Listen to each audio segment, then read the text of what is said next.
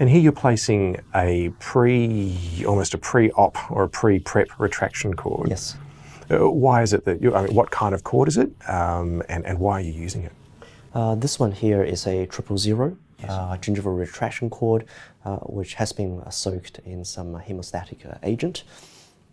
The reason why I place the cord before I actually carry out the final crown preparation is really just to retract the soft tissue. And this is packed, of course, into the sulcus. By placing it, it is going to apicalize the soft tissue margin, so that when we carry out the crown preparation, the final crown margin is going to be in the intrasulcular space rather than at the equigingival level. The second benefit is that it does provide some protection of the soft tissue, so that when you do your crown preparation, it just pushes that soft tissue away a little bit more. And you mentioned before how the gingival zeniths for Susie were not totally even. Yeah. I think that becomes a little more obvious once the 000 cord is in. Is that yes, right? Absolutely. I believe it's tooth number 11 after the first triple cord was placed. The soft tissue was apicalized approximately 1.5 millimeters, whereas for tooth 21, it was apicalized at least 2, if not 2.5 millimeters. It was significantly more. So to me, it was quite a surprise where the amount of soft tissue depths between the two teeth were that different. We have a slide on the screen at the moment showing the burrs that you are using. Can you talk us through them? Yes, absolutely. For Susie's case, because we are replacing her crowns with PFM restorations, so here we're carrying out PFM crown preps. We're starting off with a paralleled cylindrical burr, which is 1.25 millimeters in diameter. Although the conventional buccal depth preparation ideally for our ceramics should be 1.5 millimeters. So perhaps some viewers may feel that perhaps we should use a 1.5 millimeter diameter because that makes our lives a little bit easier. Whereas for me, I find when I carry out a 1.25 millimeter prep, and then by the time I finish polishing, I'm somewhere around that 1.5 millimeter. Yes. So because I never want to over prep, I would prefer to under prep if it comes to a choice, and then I can always prep a little bit more to refine that. And I also prefer to use a parallel burr wherever possible because I'm concerned of over tapering these preparations. A lot of the taper burrs that we have, they're all about 7 degrees taper per side. So even if you have the world's perfect robotic arm cutting, whether it's buccal palatal or mesial distally, 7 plus 7, my math tells me that's about 14 degrees, and that's already getting quite a fair bit because the recommended taper is somewhere between 10 to 20. And that 14 is sort of magically sitting in the happy medium. So in any of these cases, if there's anything other than suboptimal human-like behavior, chances are you're going to be over that 20-degree ideal taper, and that's why I would prefer to use parallel burrs wherever possible. Now, it does mean that occasionally I may leave behind undercut, so that's where I will come back, check my prep, and remove the undercut. But I still think that's better than over prepping.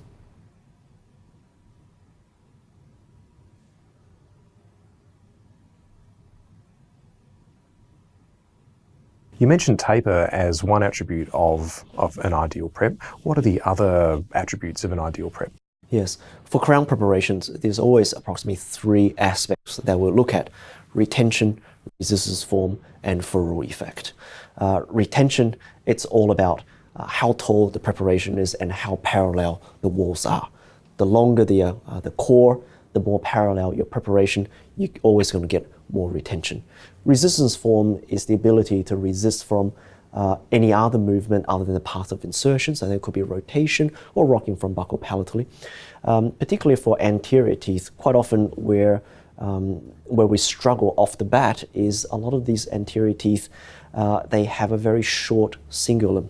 So before you even started that cingulum, it's already has a large taper to the buccal surface. So if you're going to follow that natural cingulum angle, you're completely going to lose a lot of that retention or resistance forms straight away. So that's why it's extremely important to keep the cingulum preparation parallel to your buccal direction. Now, you've mentioned in some of your lectures that then generally results in a crown that will be thicker for the patient's tongue on the palatal aspect. Is that correct? Absolutely, because what you don't want to do is to over-prep the cingulum area, and that would mean in certain areas you might be under-prepping so that you can keep the palatal and the buccal aspect parallel. And because you're under-prepping in some areas, therefore your crown may be bigger than what the original tooth or restoration was. So hence, in the provisional phase, I deliberately build that into the provisional and tell that to the patient to say, Mrs. Jones, your temporary, it feels a little bit bigger on the palatal aspect. That's because of so and so and so and so. And therefore, because this, so that your crown is going to work better, so that they are primed for when the definitive crown comes back, there's not going to be any surprise. You mentioned ferrule effect. Can you explain that to us? Yes, well, ferrule is the collar of natural tooth structure that the crown is really holding onto. So we're not talking about the core material or anything else. We're talking about the natural tooth structure that the crown is holding onto. And just about all the studies are showing that you need at least 1.5 millimeters of circumferential ferrule. So we're not talking about just buccal palatally, because that's where often we have a sufficient ferrule, is where mesial distally, that's where often we struggle with ferrule.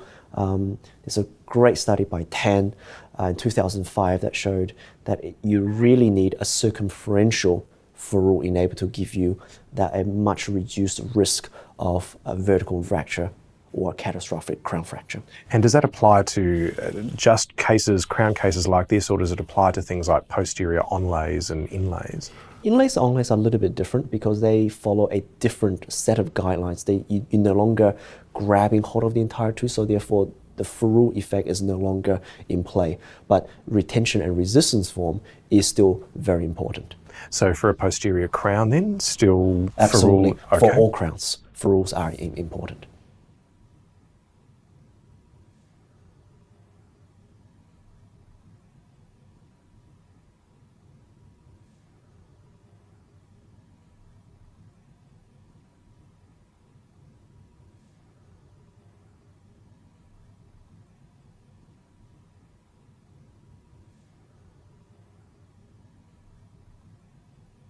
And now on screen we have a photo of the finished preps. So well done, it's lovely work. Thank you. And we've moved on to the placement of the second retraction cord. Yes. Talk us through it. This cord is perhaps one of the most important cords for the impression taking phase. Because a lot of the clinicians, I find, they may insert the second cord only in one circumference around the tooth. But that I think it's not the point. The point of using the second cord is to help you to plastically displace the soft tissue so that when you take the second cord out, you have widened up that sulcus space for your impression material to go into. So often I find in a lot of my cases, I have to use the second cord to go around the tooth 2, sometimes occasionally even 3 times in certain areas, so that when I observe the second cord from the occlusal aspect, I can see visually that there is a thick cord that's packed all the way around the entire circumference of the tooth. And now that both of the cords are in, it looks like, is this just a bit of extra refining of the prep margin? Yes. Yeah. And I can see here that you're placing some blue wax on some of the posterior teeth. Yes. What's the reason for that? Often with gingival recession, there may be some black triangles or otherwise undercuts. And so to prevent the heavy body PVS material from locking into the undercuts, which makes it much more comfortable for the patient during the impression removal, often I actually use some wax to block out the undercuts. Does it have any bearing on the distortion or potential for distortion of the impression, or is it just more about patient comfort? It's more about patient comfort than distortion. Another important factor to consider is how long do you leave the second chord in? In clinical practice, usually by this stage, perhaps our next patient is already waiting in the waiting room. So you're dying to get rid of this cord so that you can take your impression. And I think that's where sometimes things may not be as ideal, because your soft tissue it takes some time for that plastic deformation to take place, so that when you take the second cord out, that soft tissue is not going to bounce back straight away. It's going to give you some time. And I typically wait anywhere between 5 to even up to 10 minutes, depending on the clinical scenario, to give time for that soft tissue to be displaced. And during this period of time, there's many other clinical procedures one can take place. You can take an alginate of the opposing teeth. You can record your bite registration. You can fill in your lab prescription, or even fill in some notes. So there's always a lot of things to do instead of just sitting around and doing nothing. And now it's impression time. What's happening? So before we take an impression, I am thoroughly drying the soft tissue as well as the second chord. Although a lot of the impression materials all claim to be hydrophilic, and we see in great promotional materials how much water love these impression materials, but unfortunately, just about all PVS impression materials are to some degree hydrophobic. And in the presence of pool of whether it's saliva or blood, you're still not going to get that perfect impression, at least in my hands. So that's why I thoroughly dry the field before I remove the second chord. Now, once the second chord is removed, I have a lot of time to actually do my impression. I don't have to rush. In fact, often I actually use this opportunity to re-observe the margin of my crown prep, and I still have time to pick up a burr and to carry out some polishing. Wow. Before moving on to the impression stage. I'm a firm believer in using the air. I'm a blower. So after applying a small amount of a light body impression material, what I'm doing is using a moderate amount of air, and I'm completely thinning out the light body here.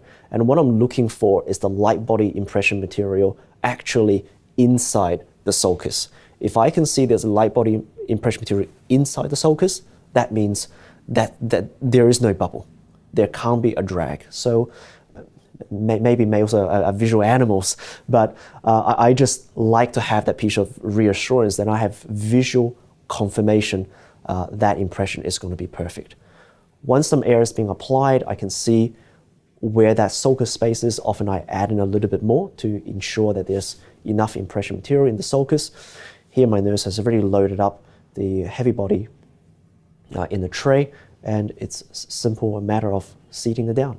And now the slide on the screen shows one of your great tips for checking the quality of a prep. Can you talk us through it? Yes, given that mammals are all binocular visioned, most often when we check our preps, perhaps a lot of us are using both eyes open.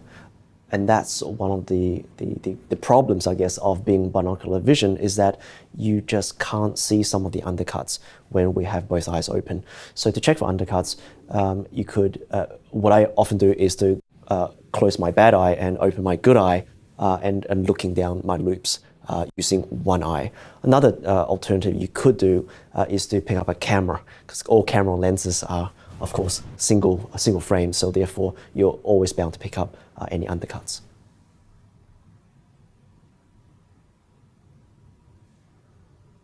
Do you have a particular technique or a bunch of tips about how to remove an impression in the best way? Often I find it's all about pre-planning. As long as you have already blocked out most of the undercuts, generally speaking, impressions, they do come out quite easy. I use a side-to-side rocking technique. And here we have a photo on the screen of the finished impression. What is it that you're looking for in an ideal impression? Well, in addition of an impression which is bubble and defect and drag-free, of course, what I'm looking for is a rim of that light bodied material, not just in terms of the depth to capture the sulcus depth, but also the thickness of that little rim as well, because that width of the sulcus depth or the sulcus width that I've captured is going to translate into a gap in the master cast, which not only makes verification of the fitting of your restoration on the master cast much easier, but also makes the ceramist or your lab technician's job easier to trim that master cast into the working die.